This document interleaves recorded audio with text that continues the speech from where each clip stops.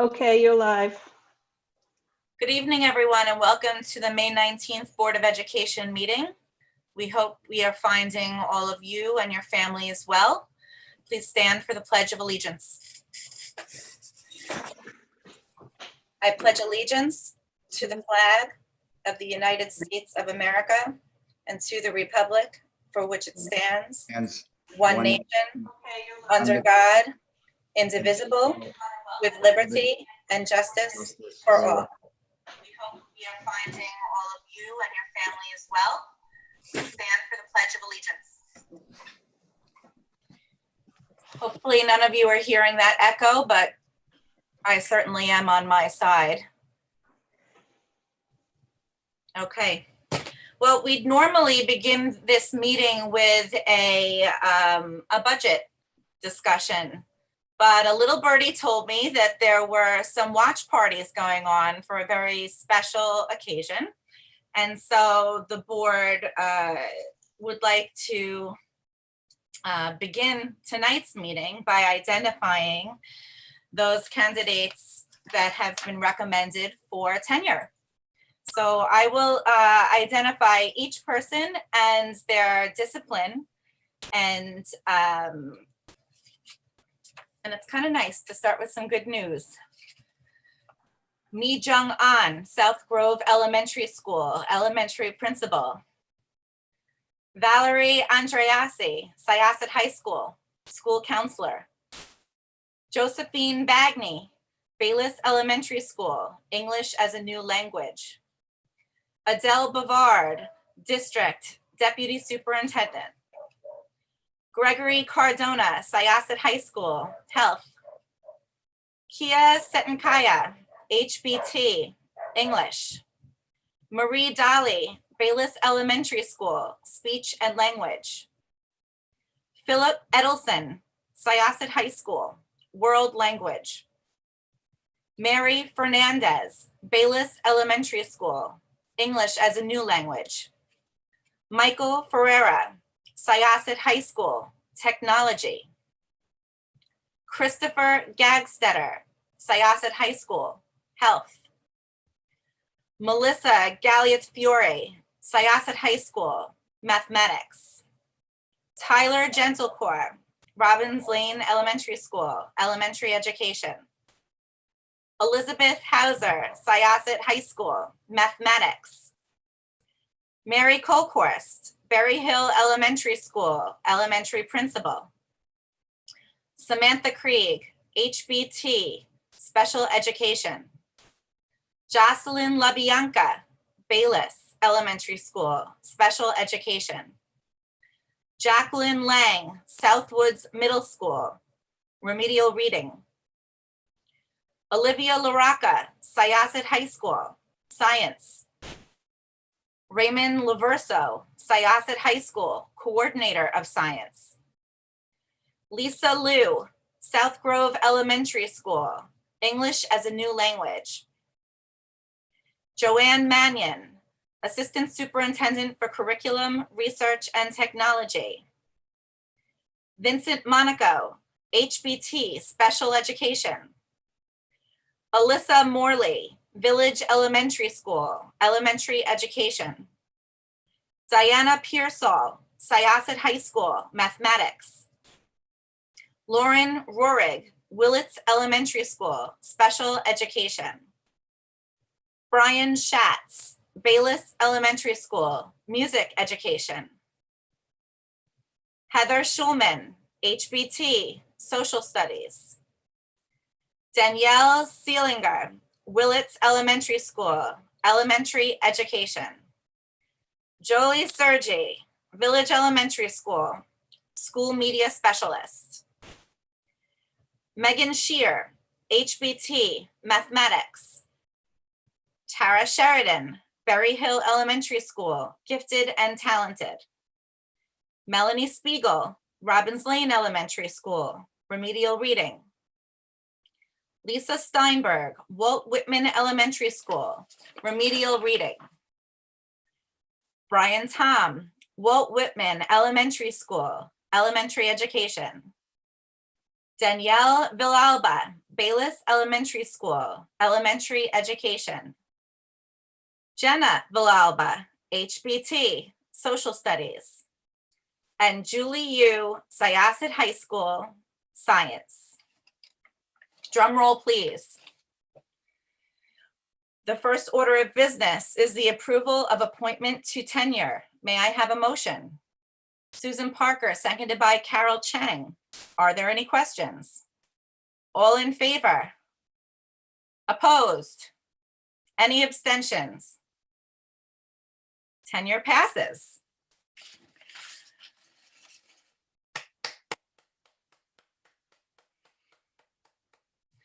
On behalf of the Board of Education, we extend a heartfelt congratulations to all of you and those who have supported you on your journey to tenure. To achieve tenure in Syosset means a great deal. We have set the course to prepare our students to thrive in both the future we imagine and one which may evolve in ways yet to be envisioned. And for Syosset to realize this goal, we set high standards. We invest our time, our funds, and our energy to create a school community where students and staff learn, grow, and succeed. Today, we celebrate your commitment to excellence. We are thrilled that we will be blessed with your presence for a long, long time. You have shown yourselves to be extraordinary at what you do, and in these extraordinary times, you are exactly who we need on our team. Well done, everybody.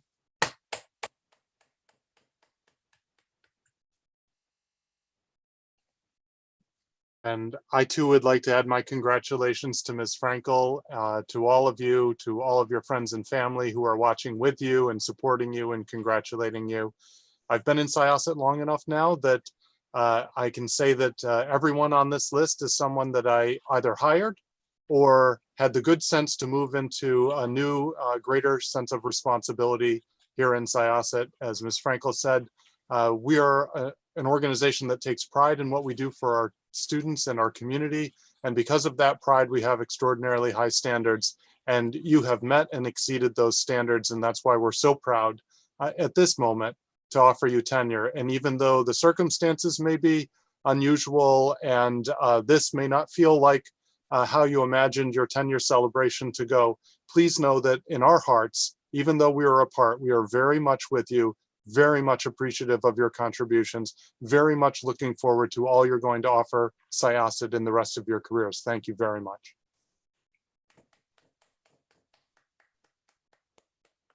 Thanks. Carol? Hey, yes, congratulations to all the staff. Just one thing, Anna's waiting in the waiting room to be let in. So if somebody can let her in, she wouldn't have to wait in the waiting room. Thank you.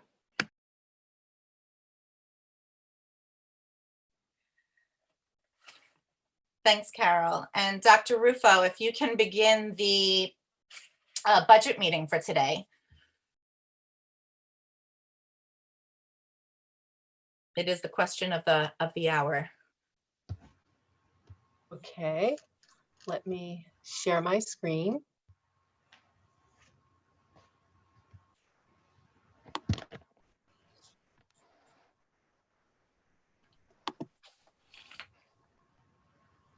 Are you seeing my budget presentation? No. Okay.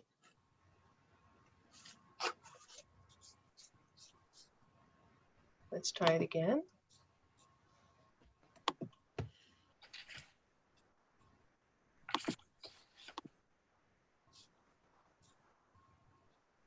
Yes. Yes, we're good? Yes. Okay. Thank you. Just adjust. So, good evening. Tonight is our fourth budget meeting for the 2021 budget. And tonight is the adoption of the budget and the adoption of the New York State required property tax report card. May 27th, next week, is the budget hearing, and then the budget vote on June 9th. Back at the April meeting, we discussed having to shift or realign our budget goals to adopt to the current fiscal realities. And we think at this point we've been able to present, or we will be able to present, a budget for your approval tonight that provides for all of our existing programs and services. One second. Sorry, I skipped over a slide.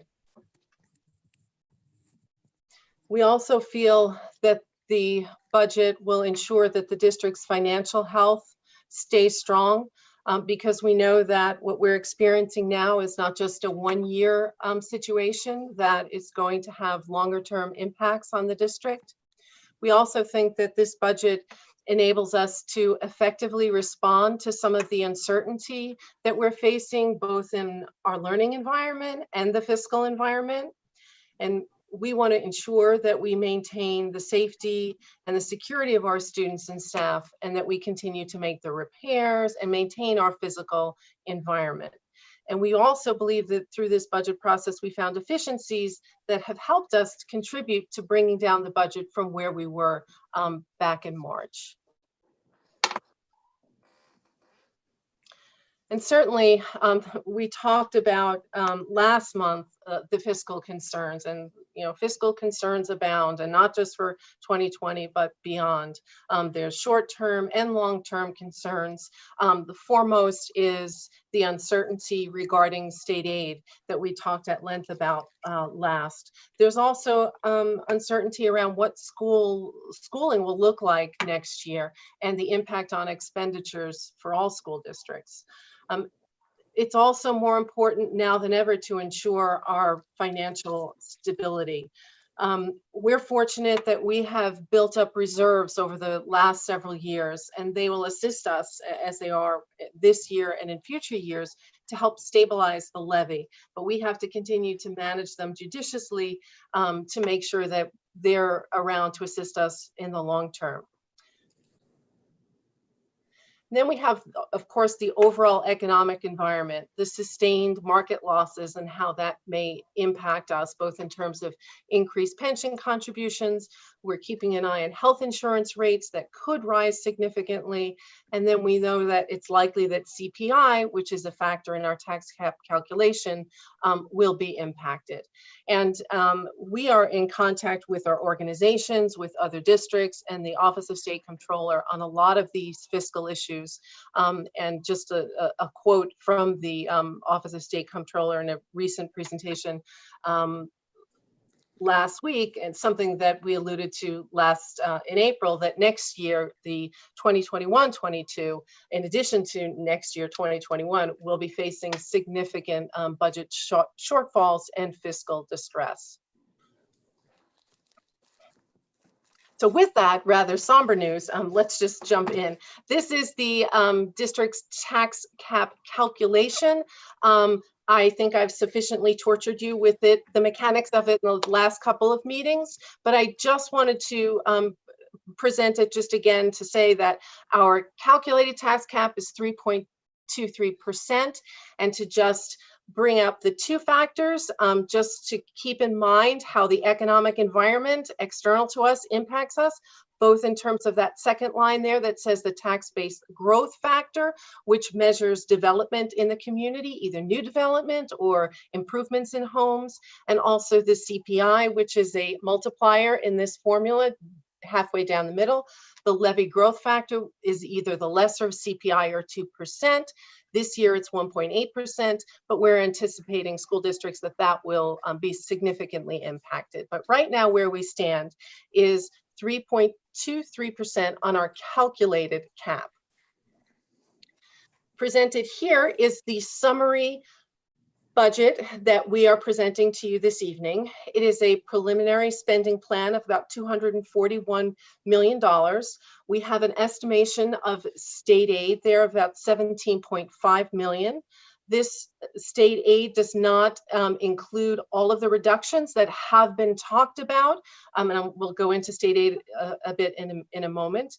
We have our local revenue. We have the application of fund balance, a little bit more than we've given in applied in previous years, use of restricted reserves, to get to our estimated tax levy of about $204 million.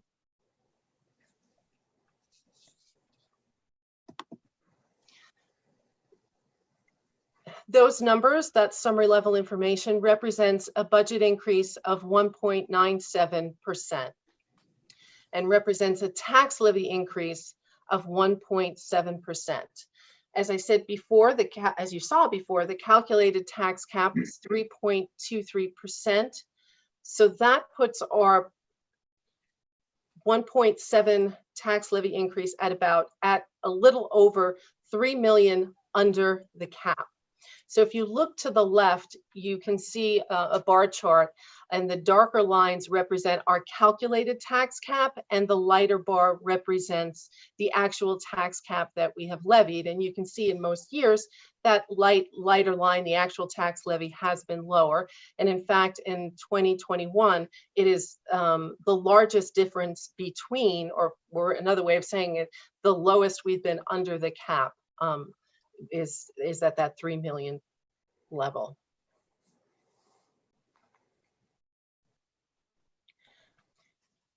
This is the summary level of the budget in the state required 3-part budget format. This is something that you typically only see around budget time. It's a required presentation of the budget. You break out the different components: administration, capital, and program, and then you assign benefits to them on a proportional basis. And that is the presentation that is required by the state. You can see again, it's a 1.97%, slight decrease in the administrative component of 2%. Due to reduction in administrators. You have the capital component with an increase of about 8%, which reflects the continued investment the district's making in capital improvements and security, as well as debt service for the recent debt that we've issued for our capital plan. The program codes have an increase of about 1.47%. Due to changes in staffing.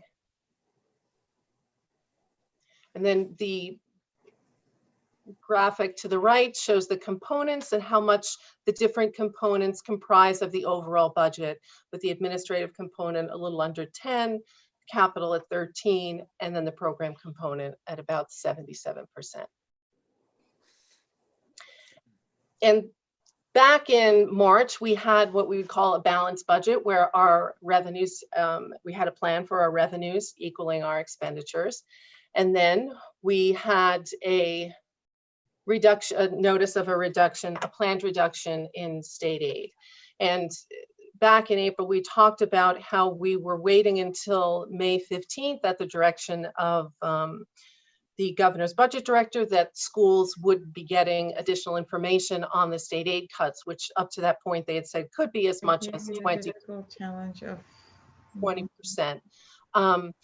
And for Syosset, depending on the way that's calculated, there's different components of state aid. And if we got a state aid cut based on our total amount of state aid, that would be about 3.6 million versus a cut on foundation aid, which is our largest category of aid.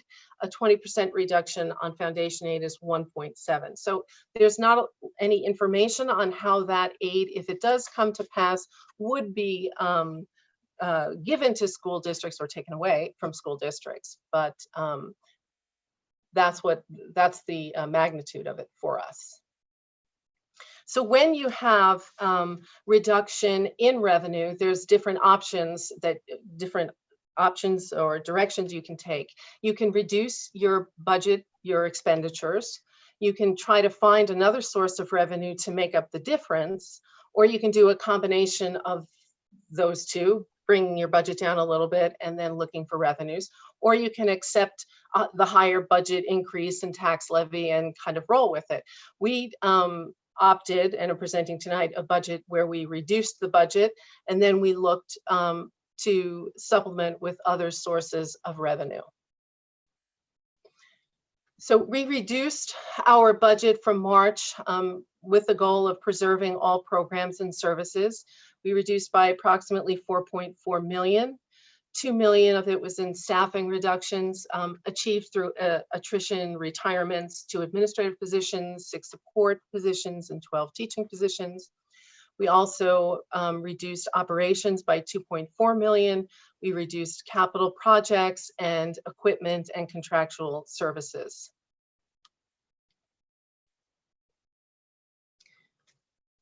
in addition to those reductions, we've also built in enhanced flexibility into the budget that will enable us to respond better in this uncertain environment. We've added a $2 million allocation with plans, really not for specific plans, but to help the district overall respond to potential additional costs as a result of the pandemic. So this is an allocation that's put in a very specific code to be used to offset potential expenses that we anticipate, but we're not sure where exactly, in what area those expenses will come to be. We've also, given the uncertainty of the state aid cut, we've also identified currently open, unfilled, non-instructional positions and additional equipment that the district would like to have in the budget that would remain on a budget hold and not spent, or positions not filled, until more definitive state aid numbers are available. So that'll just give us some additional flexibility to be able to respond to potential cuts. And in addition to reductions, we talked about securing other revenue sources. And again, this is something that is happening across the state and across the country. And we are in touch with our organizations, the State Comptroller's Office, and they did, as I said, a presentation and talked about the benefits of using the reserves, which we are planning to do and are proposing to do.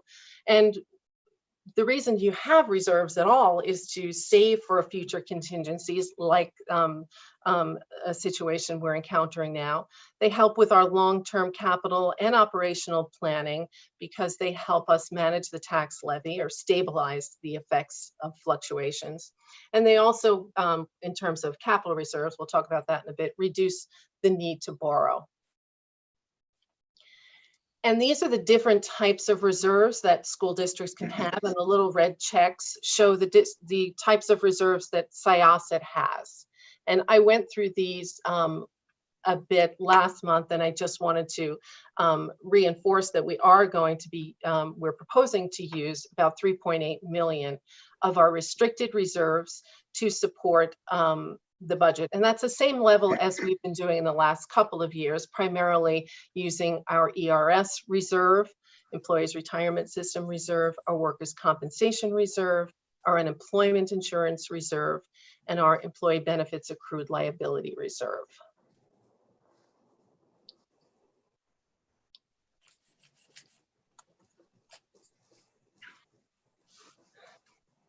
I think I've mentioned this before. It's important to know that this is a long-term, and even using your reserves and planning is really a long-term, you need to have long-term goals, because reserves are such that when you do use them, you need to have a plan to replenish them. So it's important that we keep in mind that we build in enough room for flexibility and for being able to replenish some of our reserves. So, and that's sort of the balance. It's balancing your flexibility that you want with the available resources that you have. So more specifically for us, we plan to utilize our fund balance and reserve to support the tax levy, and more specifically to fund capital projects in the budget, to fund the COVID-related expenses. You heard me mention that we're allocating an additional $2 million for these expenses. We're offsetting that appropriation completely with an appropriation of fund balance. We also have, we plan to, as I said, fund direct expenses in the budget through the use of restricted reserves, ERS, Workers' Comp, and unemployment. And this is just more information from, I don't expect you to read it all, it's up on the website, just about the financial status of schools and the next year. It's really encouraging districts to use their reserves and recognizing that particularly in this year, even ending this year, that districts do have additional surpluses that will impact their fund balance levels. But to keep in mind at the last paragraph is that next year, school districts may face significant budget shortfalls. So you have to be careful or just mindful of the way you manage those fund balance levels. And again, from the Comptroller's Office, that appropriating surplus fund balance to reduce the next year's property tax levy does make sense, which is what we're doing. And then determining if there are any needed one-time purchases that could be paid for with the surplus funds, also our strategy in terms of that allocation for potential COVID-related expenses. And then in terms of fund balance, this chart just shows how we've allocated fund balance over the last several years, and then our proposed plan for 2021 to directly fund the capital project work, about 1.8 million, 1.2 for general purpose funds, and then the potential coronavirus expenses for 2 million. And of course, we can't know for sure that 2 million would be sufficient given all the uncertainty, but it is a buffer for some expenses.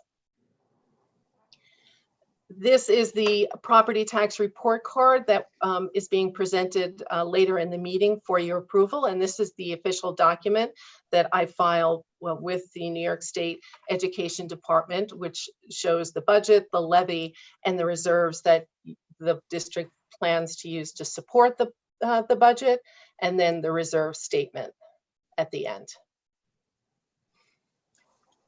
Also a reminder about Proposition 2, which is to establish the 2020 Capital Reserve Fund. This proposition would enable the district to just establish a reserve fund for future capital projects, similar to how we managed and established the 2014 capital reserve, which we used to offset some of the expenses for the district's recent capital plan. And the advantages of a capital reserve is that it reduces borrowing costs for capital projects, less you have to borrow in a bond, say. And then it also enables savings over a period of time instead of any large expenditure in 1 year. Then, of course, any spending from the reserve requires voter approval. And next week, we have our budget hearing and the June 9 budget vote, and the budget brochure and budget notice will be posted on the website as well as mailed to homes. I think that concludes my presentation. Thank you. If you could unshare your screen so I can see the rest of the board members. Okay, great. Does anyone have any questions or comments with respect to the budgets? Susan Parker. Okay, thank you very much for that continuous work on this budget. I know it was constantly changing, and so it's really appreciated. The Capital Reserve Fund that we're asking voters to approve, do you have any idea how much you plan, you're like looking to put into that? The proposition itself, it's a $20 million fund with a maximum of $5 million each year. Each year. And is that what you envision, 5 million? And I guess it depends on what we have? Yes, yes. It depends on the results of this fiscal year.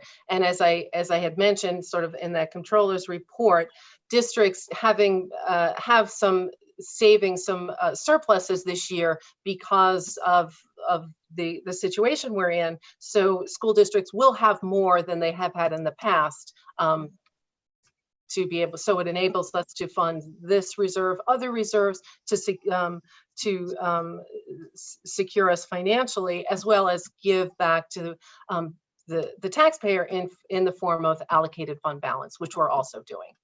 Thank you. Just one more quick question. The $2 million for the the COVID expenses potential, that you do say that money's coming out of fund balance?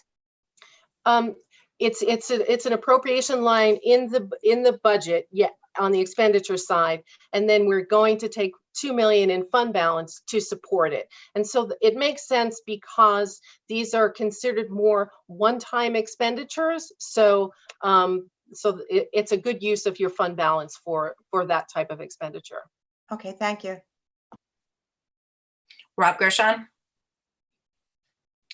Yes, Dr. Rufo, I'm not sure if you know the answer to this, but have you had an opportunity to speak to other superintendents of business in local school districts in our area? And where do we stand in terms of our, as you just say, it was a 1.7% increase? Is that at the low end of the spectrum? Is it the high? Is it somewhere in the middle? I would say it's now on the lower end. It seems, there's a lot of districts that haven't reported yet. They're just sort of starting to circulate the property tax report card results, and many districts haven't adopted yet. But there does seem to be more districts that are, I want to say optimistic, but not making the sort of reductions that we have in contemplating that. So I would say we're on the lower end of some of the ones that I have seen. Yes. I will say that it was really important for us to be able to strike a balance by recognizing that many in our community are struggling during COVID for many reasons, but financially, of course, but also preserving some flexibility to be able to handle the cuts. And I think that 1.97 does reflect the responsibility that we had in making certain cuts so that we could have that flexibility. I don't know that anticipating that we're going to get the full 18 million that we had expected in March from state aid is safe. I think that it's safer to anticipate a lower amount and making the cuts that we did. So I do really appreciate how much work you've put into this, given that we haven't received much more information from the state yet as to what we can anticipate. So thanks very much for that. Chris Ulrich? All right, thank you, Dr. Rufo, appreciate it. Just to summarize in very plain language, because I want to make sure everybody understands, the overall budget increase is only 197 this year, which is lower than historic. And even though the budget's going up 197, the tax levy is only 1.7, well below that, because of the use of additional funds that were available. That is correct, yes. Okay.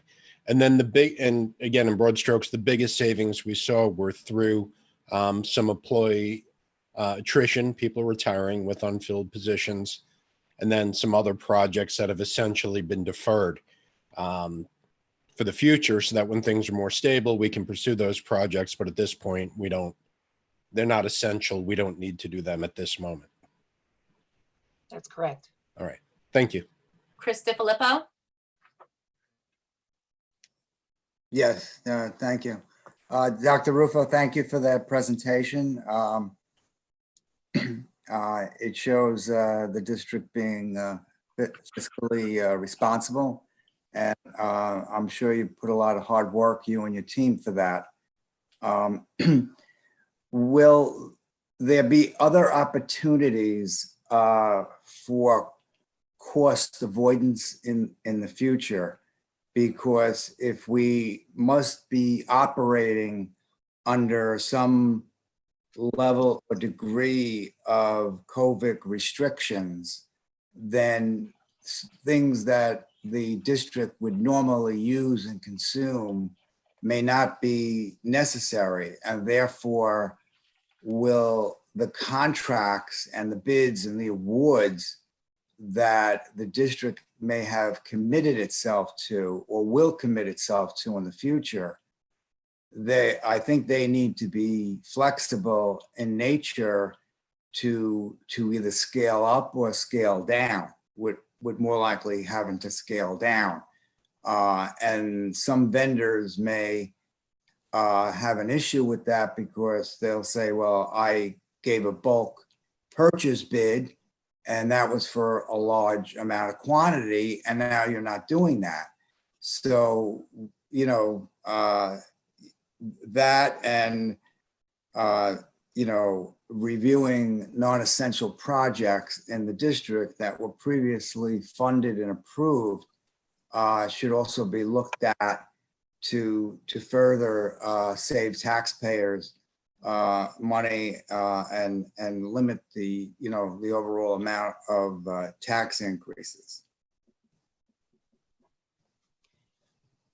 Yes, I just a couple of comments. The first is the bids that we have actually for approval this evening. All of the districts' supplies, science supply. You're going to see a list of them later. All of those bids have language written into them that state that the quantities given are estimated quantities, and the district reserves the right to decrease those quantities. But you have to hold the unit price. So that's kind of written into the specs when they bid. And I don't know that that's necessarily across the board with all contracts, but certainly most of the general supplies that we have.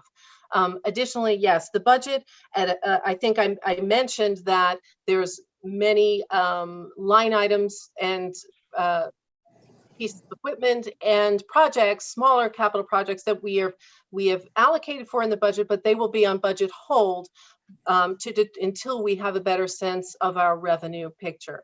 And finally, the budget is, when it's adopted at a point in time, is always something that then continues to be reviewed, and there's always flexibility to look at current situation and then make changes through budgetary transfers to make sure that we're putting funds where they're needed as situations change. Right. And just another question, and that with the capital reserve that we put out there and was discussed way before COVID hit us, that was in, you know, more business as usual type times. Mm-hmm. So, you know, that being said, we may have money to put into it, but then again, we may not, right? Mm-hmm. It's kind of because there's so many unknowns. Right. Thank you.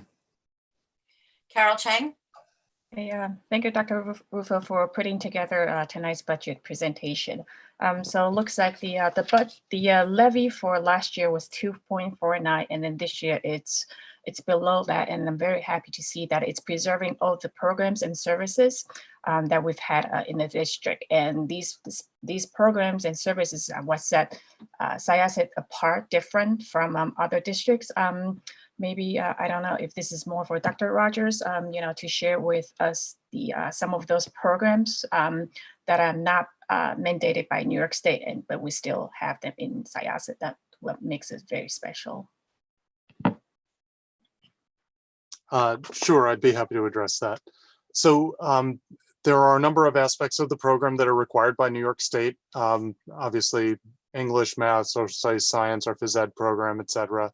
But there are other things that we do in Syosset that enrich our program, and you know, the budget that we've proposed to you preserves all of those things. Obviously, it's not possible to make the kinds of reductions in staffing that we have done without having a little bit of impact. But what we've been able to do is manage around much of that impact, and we've taken advantage of the fact that there's a large class that's going to be graduating, a small class apparently coming in as kindergartners, and so our overall enrollment as a district is going down, and we're taking some reductions as a result of that.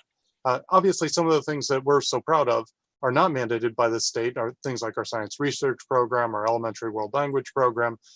I could go on and on, but those are the things that we've worked hard to preserve because they are, you know, what makes Syosset so essentially us, and I think what contributes to the success our students enjoy.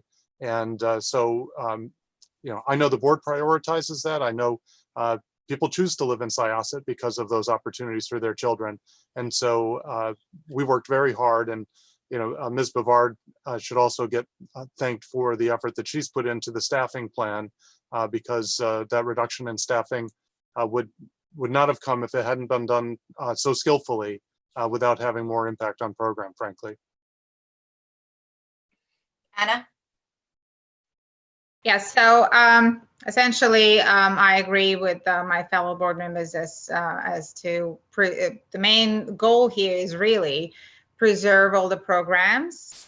And at the same time, the 1.7 number seems, pretty good in comparison. As long as we preserve what Syosset stands for and what it is known for, and that is quality education, it seems to me like those are the good numbers and reasonable numbers, and that's the goal here, common goal. Preserve quality education. Great. Are there any other comments for Dr. Rogers or Rufo? Chris, Ulrich? Yeah, just one follow on. As good as our budget is and anybody's budget is, everybody needs to be aware that this is a year of unknown. We don't know what's going to happen in the fall. We don't know what's going to happen in the winter. God forbid there's closures. There's actually a cost savings on some programs. There's increases in others. So, in all our conversations, I think it's important that the public knows the administration is all over this. They are working on this. They are ready for the best plan that we can put forward now, but that plan could change. And that plan will very likely change as we go through the year. And all the board members are committed to doing whatever we can. I know the administration has been putting in 18, 20-hour days trying to keep the district running, and we appreciate that. Best laid plans on a normal year, we can pretty much follow through the year, but this year is going to be chaotic, but I know we're going to do, whatever we can to make it work. Thank you. I'll speak on behalf of the administration and thank you for those sentiments.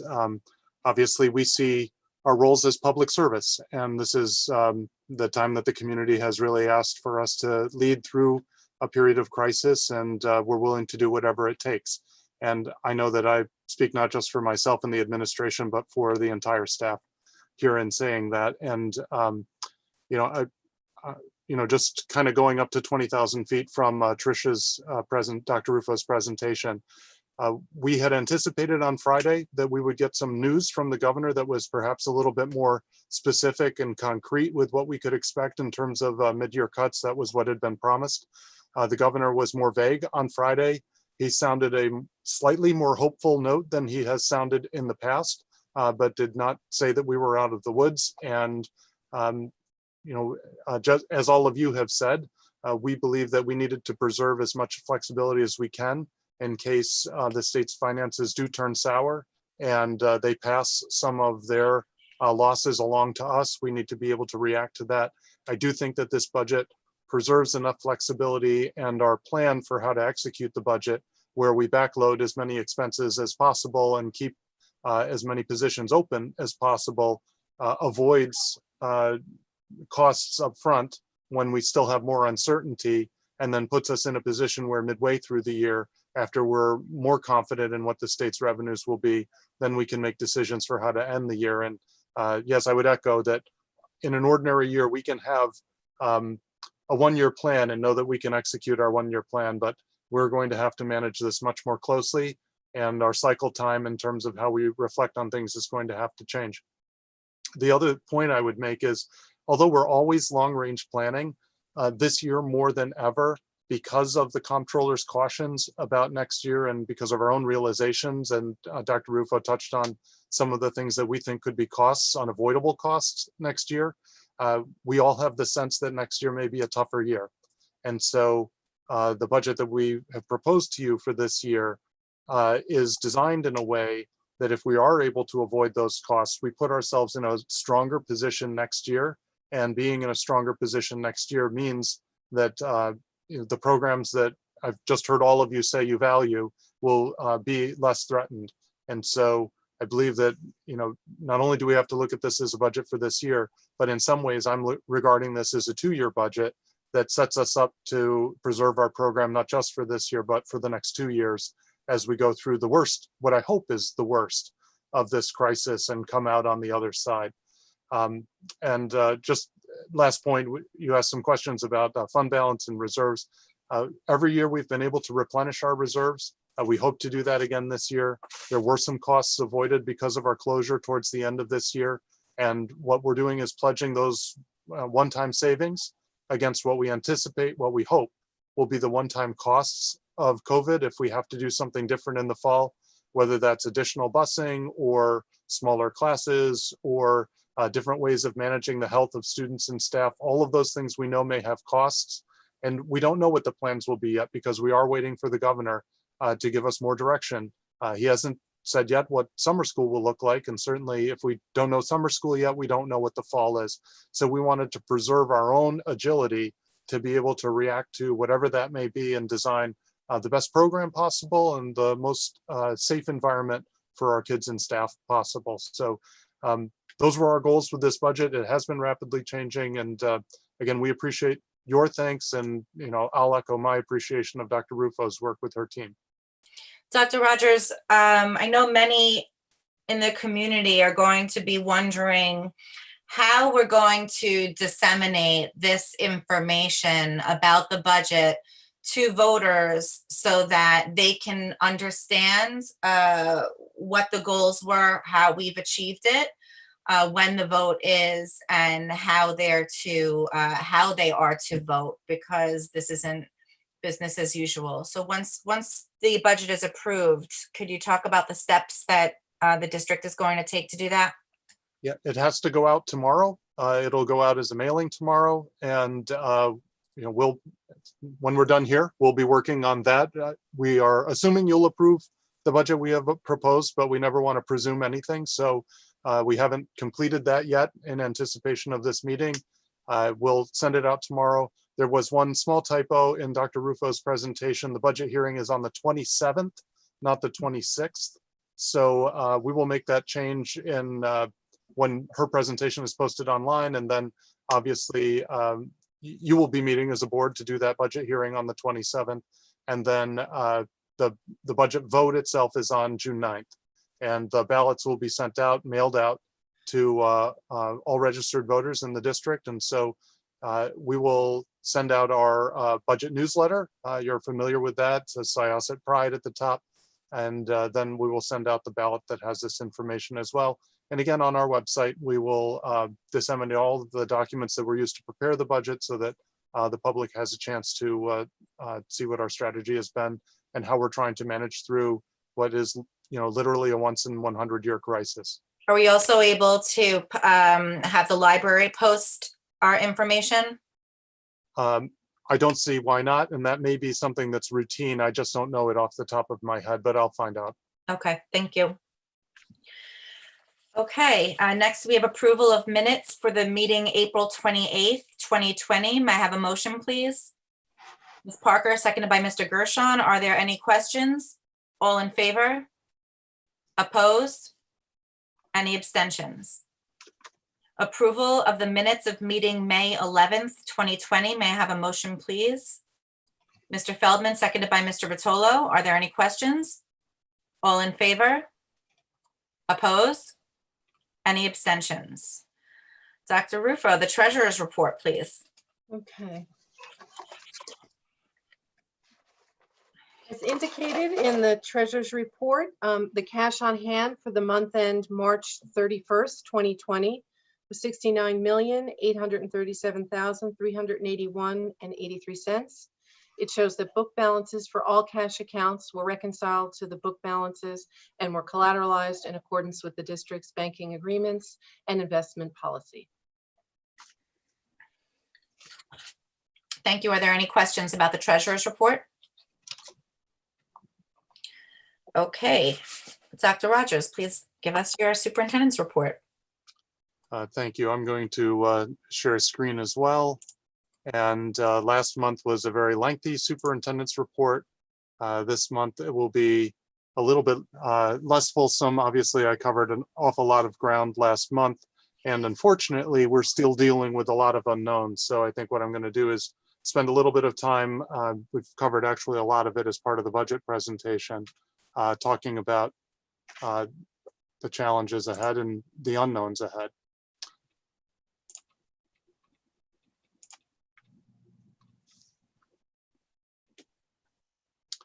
So just a couple of updates on items that I know are of interest to the public and to the board. Dr. Durante, the high school administration staff have been working with a group of parents and students and faculty to design a graduation experience worthy of our graduates. We're proud of our graduates. They are graduating, obviously, in the most unusual times imaginable. I'm so amazed and proud of the PTA and the high school that put together the lawn sign distribution. I stopped by for the first day of that distribution and got to wave at a lot of kids as they picked up their signs in their cars. And even though this is a surreal year for them, we want them to know that they haven't been forgotten and that we are absolutely going to celebrate their achievement. What I don't want to do is steal Dr. Durante's thunder after they have put together what I think is a really creative way of honoring our graduates. And so I'm going to let him make his announcement, but I want the public and the board to know that that announcement will be coming out shortly. Both the 8th grade and 5th grades are working through at the building level their own moving up opportunities for students. There will be something shared with the students, but also an opportunity for students to have an appointment to come to the building to pick up their schedules. I anticipate they'll be greeted by staff who are appropriately distanced, but still there to give them well wishes. I know that there have been some requests about people getting out of the car in order to take a picture in front of the building. We're going to discourage that. We don't think that that's safe yet at this time. But we'll keep open the idea that maybe in August it might be possible to do that if we're already on our way to opening back up again. There might be a time in the future when it's safer, and as wonderful and as nice as that might be to take that picture, the risk isn't worth the picture, and the building will still be there and there will be other opportunities. As I mentioned earlier, we're not sure yet what summer school is going to look like. What we know is that the governor has announced that he's going to make a decision at the end of May. So I anticipate that when we come back from the Memorial Day break, that we'll have some sort of an announcement from the governor about what they think is permissible. Obviously, we're watching his announcements about other regions of the state that are opening up sooner and more rapidly than Long Island. That may impact their thinking on what the rules will be for summer school. It may be possible that the governor announces different rules for different regions of the state. We have tried to prepare for several different scenarios for summer school. Obviously, we know that the most extreme possibility is that we're continuing with the virtual classes. Summer school looks a little different. There is an extended school year program for students with disabilities. There are some remedial classes for students that need to make up a class in order to graduate from high school. Those will obviously be our highest priorities, but we're also looking to see if we can build some enrichment activities in the summer for students. And those may look like instruction, or they may look like book clubs and other things that might be a little bit lighter and more fun and enjoyable for students. Obviously, summer is an opportunity where we try to balance our chance to be outdoors and enjoy the outdoor world, but it's also an opportunity to make sure that learning doesn't end. And I personally think reading is one of the best ways to do that, but there are lots of ways to keep our young people engaged during the summer. We've been asked a lot of questions about locker and desk cleanout. That process is well underway. We are boxing up possessions and then making appointments with parents for when they can come to the school and pick it up. We think that this is the safest way to keep families and our own staff as safe as we can in this environment. And so it might not be perfect, and I know some people wanted the opportunity to walk halls one last time, but it really does put our staff at risk because there's an additional cleaning aspect to that has to be done, and it really isn't the ideal way to do it.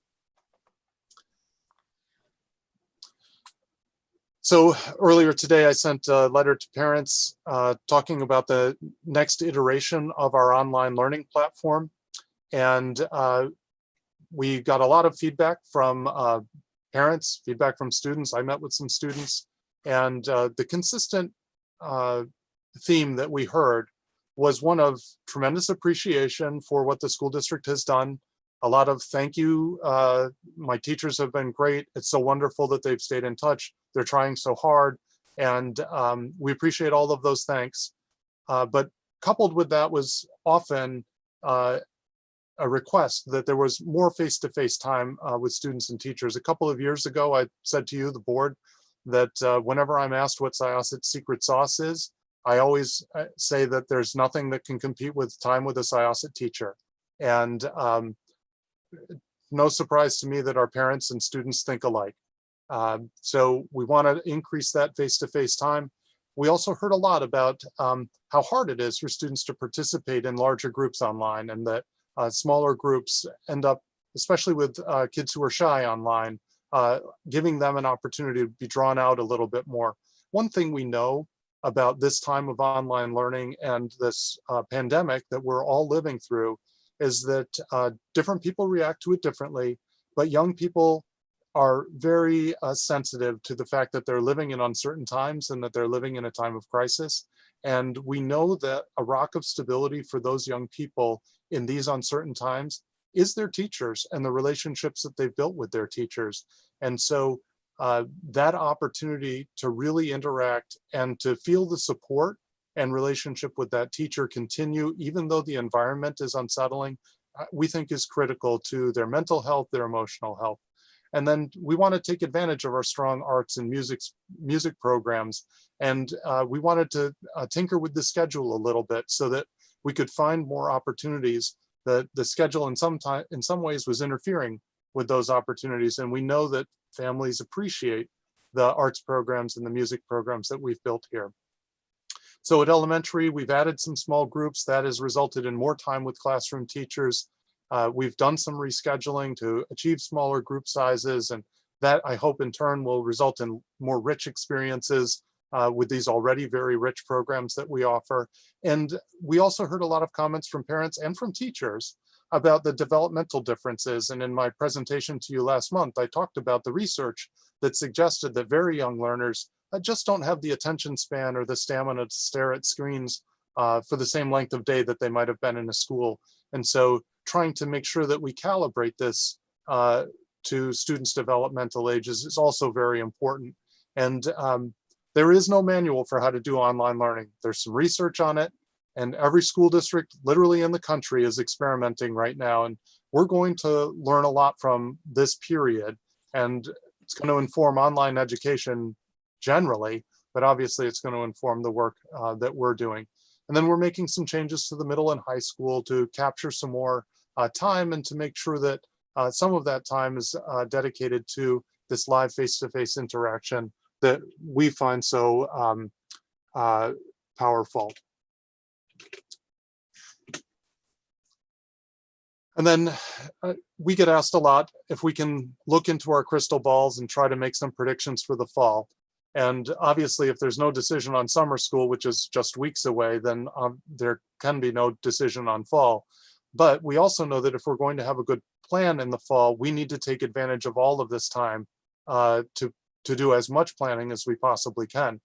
We know that some of the planning we do is going to be wasted because we're going to prepare for 3 different types of scenarios. And in all likelihood, one or more of those things will not come to pass. So it's going to be obviously triple the work, but it's our way of making sure that we're better prepared. We made a very rapid transition in March, but there's no substitute for having 3 months of planning before doing something like this again. And it's kind of obvious that our scenarios are going to run the range of doing what we've always done if it somehow becomes safe, doing something that is all virtual, which is what we're doing now, or doing something that's in between. And in some ways, the in-between is the hardest to predict. If we're required to do some kind of social distancing with students, it's likely that we won't be able to put as many kids in a classroom as we've done before. And if we can't fit all of our existing kids, we don't have a surplus of space. So that will mean that we'll have to split kids by having them come in at different times. And that might be morning versus afternoon, or that might be 2 or 3 day rotating schedules of who comes in. Both of those will carry their own logistical challenges, their own new costs, unanticipated costs. And we also know that if we have to change the physical environment of the school for safety reasons, anything that we do is going to require additional purchases. Things like desks, in rooms that have tables that students sit at, we may have to purchase desks. We may have to have masks for staff and for students. We may have to rethink how cafeterias work because generally there are so many people in the cafeteria simultaneously. Undoubtedly, there's going to be additional cleaning and costs associated. We may decide that we need additional busing, either because we're having split AM PM schedules or because we want to reduce the number of students that are on a bus at a time. If teachers and students are collaborating remotely, there may be spaces that need supervision, even if it isn't a teacher supervising. And we're looking through, what the possibilities may be for athletics and for how we monitor the health of our students. So all of that is under consideration. There are a number of resources that are out there. I'm working with a group of superintendents on a subcommittee that's looking at the recovery models for how we will reopen. When we reopen, maybe that'll be in the fall, but at some point we will have to reopen. And so these recovery models are going to be very important for how we do that.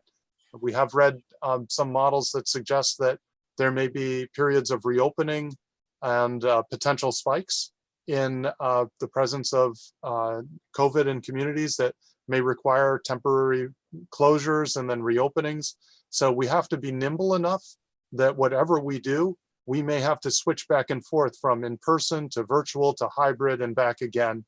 And we may have to do that at the drop of a hat as we go through this coming year. Obviously, everyone's hope is that the summer brings reduced evidence of the disease and that scientists have more time to build either cures or a way of preventing us from getting the disease. But until that happens, I think we're going to have to continue to be in this understanding that there may be things that happen that are beyond our control, and we're going to have to be in a position to react quickly. So that concludes my report. And obviously I'm available to take and respond to your questions. Tom Rotolo. Thank you, Dr. Rogers. I want to say that I want to thank the administration for listening. I want to thank all the teachers that are doing just a great job, the janitors, all of our people. I know this is a very difficult time. I really applaud you for your leadership in this case, because we have 4 weeks left of school and we could have just said, we're just going to continue business as usual, but we have continued to improve. And I thank you for that. I'm sure the whole board thanks you for that. I really appreciate you taking into account the parents, because obviously we're all in this together. I would like to continue the feedback all around, because obviously the parents can see stuff that the teachers used to be able to see that now it's kind of difficult to do online. So as co-parenting and partners in this, I would appreciate that feedback stays open, a mechanism for us to communicate. I think it would be helpful for everybody. And also tools for the parents to help teach the kids, understand the curriculum better, anything that can help us, help you, and help our kids. So I just want to thank you for your leadership. Thank you. Chris DiFilippo. Yes, thank you. Yeah, thank you, Dr. Rogers, the presentation, very thorough, covered just about all the bases. I have a question, concerning, you talked about if there's a resurgence of the virus and the ability to switch between the different modes of education. So I think that's a good plan to have in place. So, I mean, I may be getting ahead of myself here, but if we're going to have the virtual in place and whatnot, then would there still be snow days? Because you could teach from home then, right?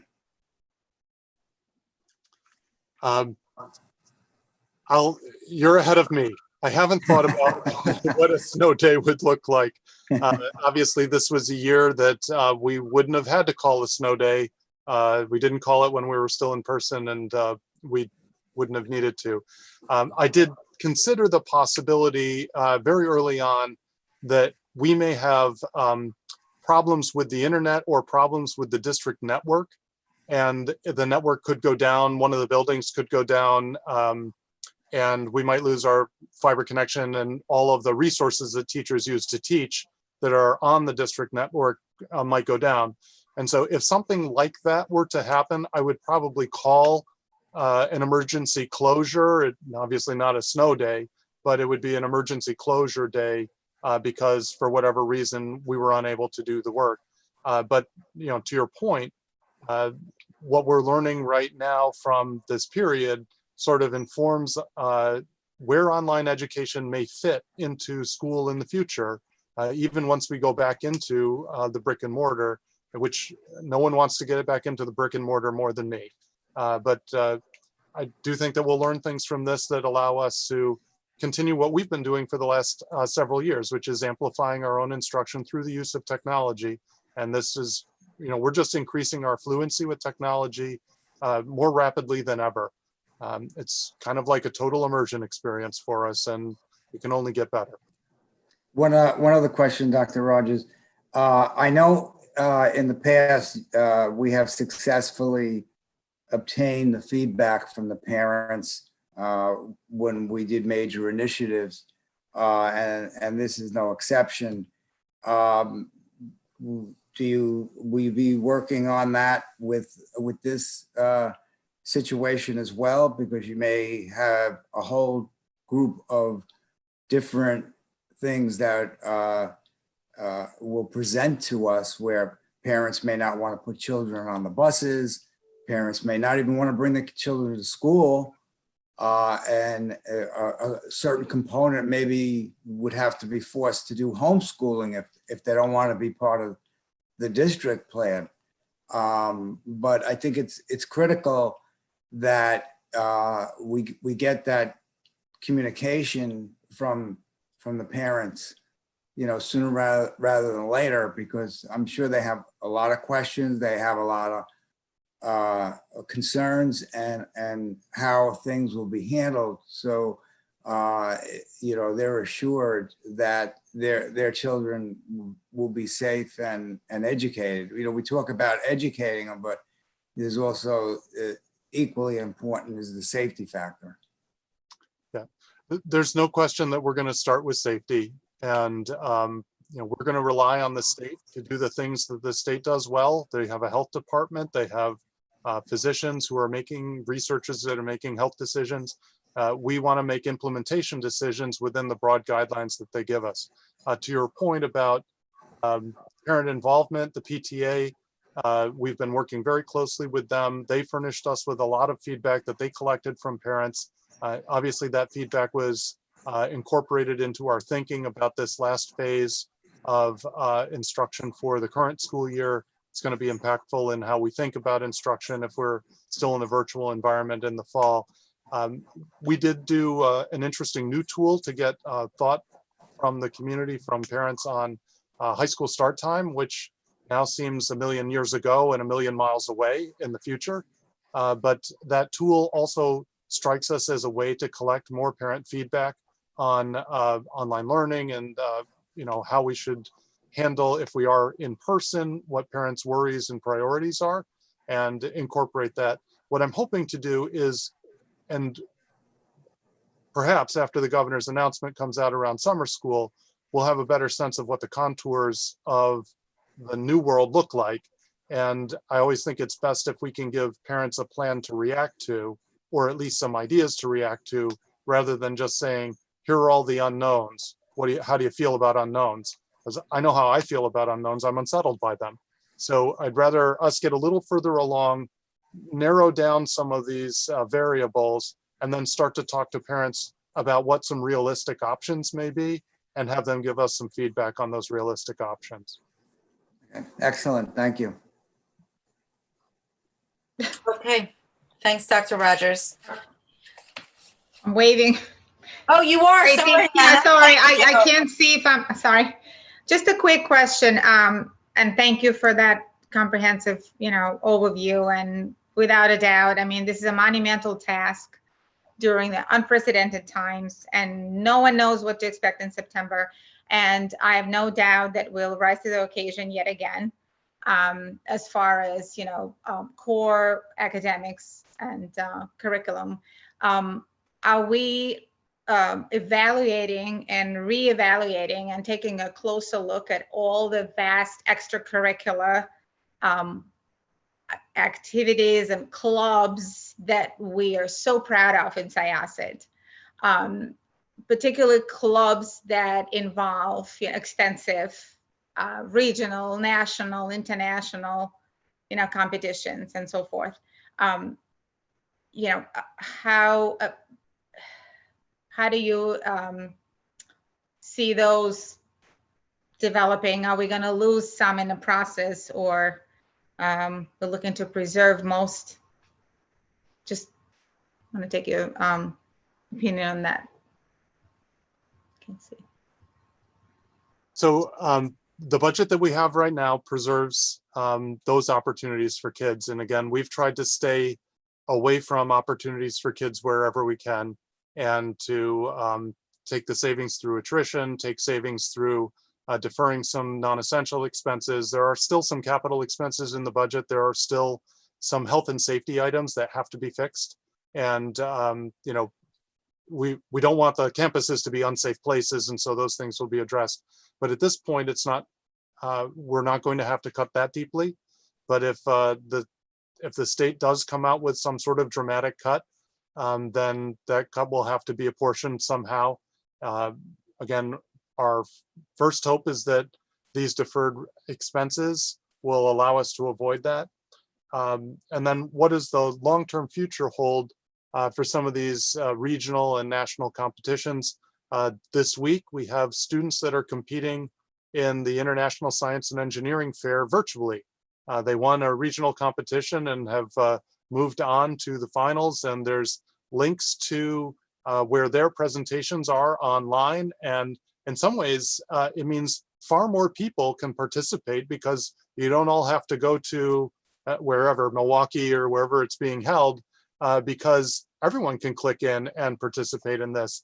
It's not nearly as fun for kids because they're missing out on the opportunity to rub elbows with their peers, but we don't want anyone rubbing elbows right now. So it is interesting. It may be that some of these competitions also evolve as a result of this and rethink the way that they do it.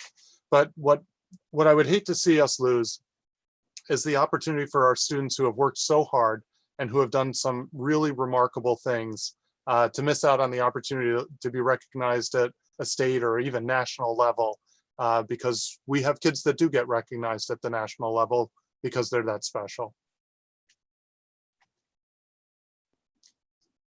Okay, taking one last scan. I don't see anyone. Okay. There's no correspondence or legislative items. For discussion items, we had one, which is that the Nassau-Suffolk School Boards Association is presenting its member school districts, of which Syosset is one, with its budget for approval. And I just wanted to just talk a little bit about what Nassau-Suffolk School Boards Association does. It's an advocate and a resource for Long Island public schools and boards of education. And as Long Island and its schools are very, very unique in comparison with the rest of New York State, it's been so critical to have this association advocate on our behalfs. And we've spoken about their efforts a little bit in prior meetings, where we laid out their state advocacy and their federal advocacy. And really it's meant to maintain the quality and longevity of the schools out here on Long Island. So I didn't want anyone to be confused as to why we're talking about our budget and we're talking about this association's budget as well. They do an awful lot in terms of education and advocacy for all of us. And with that, we'll see that resolution later on in today's agenda. I also wanted to take the time to congratulate some of our board members. Tom Rotolo and Christopher Ulrich have achieved their level 1 achievement award from the New York State School Boards Association. And that's a recognition of their participation in board education events. And so thank you for continuing to educate yourselves in this process. And I also wanted to celebrate Susan Parker, who has achieved their the New York State School Boards Association's highest level of achievement, and that is the Lifetime Achievement Award. I don't know anyone who has done as much in terms of board education and attendance at these events than you, Sue. And so we all thank you and owe a debt to you for your service. So thank you so much, and congratulations to all 3 of you for, I love it. I love it. Congratulations to all 3 of you for continuing your service, and I know This that is my participation award. I love it. It's perfect, and I know that your contributions to Syosset, Sue, will continue long after today. Thank you.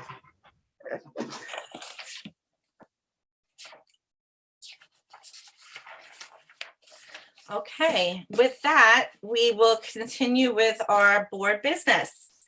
A1 is the approval of staff changes for certified and civil service staff. May I have a motion, please? Ms. Chang, seconded by Mr. Rotolo. Are there any questions? All in favor? Opposed? Any abstentions?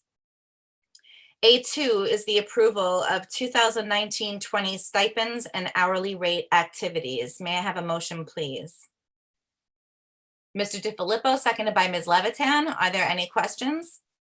Mr. Ulrich has a question. Just to clarify, a lot of these stipends related to things pre-COVID and maybe some activities where there was continuation. It's not payment for things that were never done. Correct? Yeah, that's correct. Are there any other questions? All in favor? Opposed? Any abstentions? A3 is the approval of a Section 75 charge. May I have a motion, please? Ms. Chang, seconded by Mr. Feldman. Are there any questions? All in favor? Opposed? Any abstentions? A4 is the approval of the appointment of election inspectors for the school district budget vote and annual district election on June 9th, 2020. May I have a motion, please? Mr. DiFilippo, seconded by Mr. Feldman. Are there any questions? Sue Parker? In light of the fact that this year it's not in-person voting, what will the roles be of these people, and will they be enough people to be able to count the votes? It's going to be a very cumbersome process this year. Yes, it is going to be a very cumbersome process this year. We're obviously anticipating the potential for lots of ballots, far more than normal. And unlike in a normal year where we'll have a automated ballot scanner, there will be no scanner this year. So all of these ballots will have to be opened by hand. They will all have to be read by hand. They'll all have to be tallied by hand.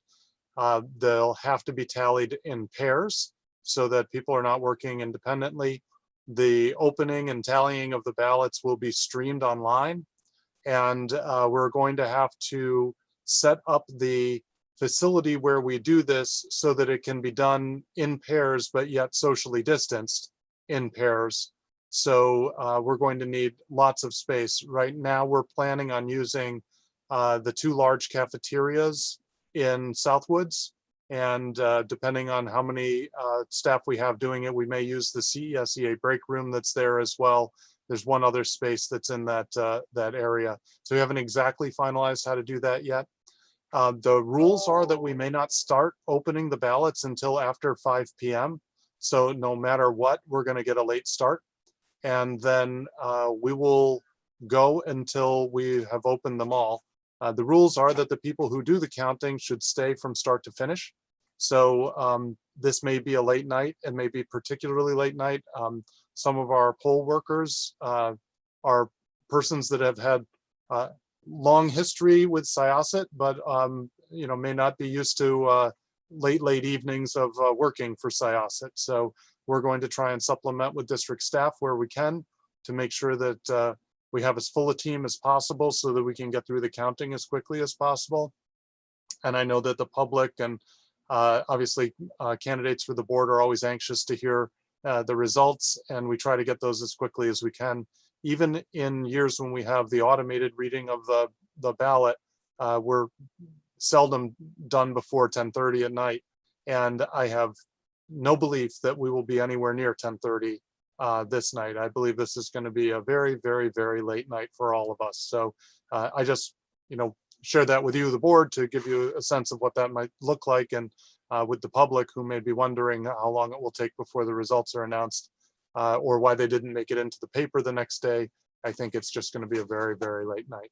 And Dr. Rogers, usually we have counsel also in attendance when those ballots are counted. So what is their role going to be this year? So we've been talking with them. The pressures on them to provide attorneys are greater than they are in the usual year. And so we haven't worked that out with them yet. We're still in the process of trying to set up what counting looks like, but we'll get there. Would it be helpful to have additional poll workers? Because then you could have it, count over a shorter amount of time. Yeah, we've been talking about how we'll use staff to supplement as well. And so we're hoping that we've got a plan for how to use a combination of our usual poll workers and district staff in order to get through all of this. But at some point, we also run out of room. And we want to keep all the ballots, for obvious reasons, in as much the same place as we can. Rob?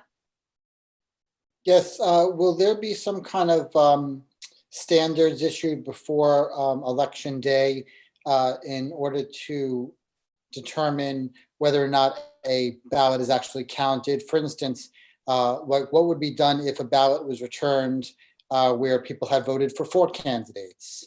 Or something of that nature? I know that both we and my colleagues have been shooting questions back and forth to one another, comparing notes and then sharing them with our law firms. There are a couple of large law firms that represent the overwhelming majority of districts on Long Island, and typically what they do is on subjects like this, they coordinate client memos. And so we've gotten a series of client memos from them on the conduct of this election, and we still continue to collect questions. So I'm anticipating that before the final counting and the vote date all occur, that we're going to get some sort of a penultimate memo from them that answers all of these questions that have been accumulating over time. So I don't have the answer to that question right now. I do anticipate that we'll be given guidance. Okay, all in favor? Opposed? Any abstentions? B1 is the approval of recommendations from the Committee on Special Education. May I have a motion, please? Ms. Chang, seconded by Ms. Parker. Are there any questions? All in favor? Opposed? Any abstentions? B2 is the approval of recommendations from the Committee on Preschool Education. May I have a motion, please? Mr. Rotolo, seconded by Mr. Feldman. Are there any questions? All in favor? Opposed? Any abstentions? B3 is the approval of a settlement agreement and release. May I have a motion, please? Mr. Gershon, seconded by Mr. DiFilippo. Are there any questions? All in favor? Opposed? Any abstentions? B4 is the authorization of Nassau-Suffolk School Boards Association's proposed 2020-2021 budget, slate of officers and members of the executive committee. May I have a motion, please? Ms. Parker, seconded by Ms. Levitan. Are there any questions? All in favor? Opposed? Any abstentions? Okay, Fran, if you could record the results and notify the association of the results by June 12th, I would appreciate that. Thank you. B5 is the approval of rescheduling the public hearing, budget vote, and election. May I have a motion, please? Mr. Ulrich, seconded by Ms. Chang. Are there any questions? All in favor? Opposed? Any abstentions? B6 is the adoption of the 2020-2021 budget. May I have a motion, please? Mr. Rotolo, seconded by Mr. Feldman. Are there any questions? All in favor? Opposed? Any abstentions? B7 is the approval of school property tax report card for the 2020-2021 school year. May I have a motion, please?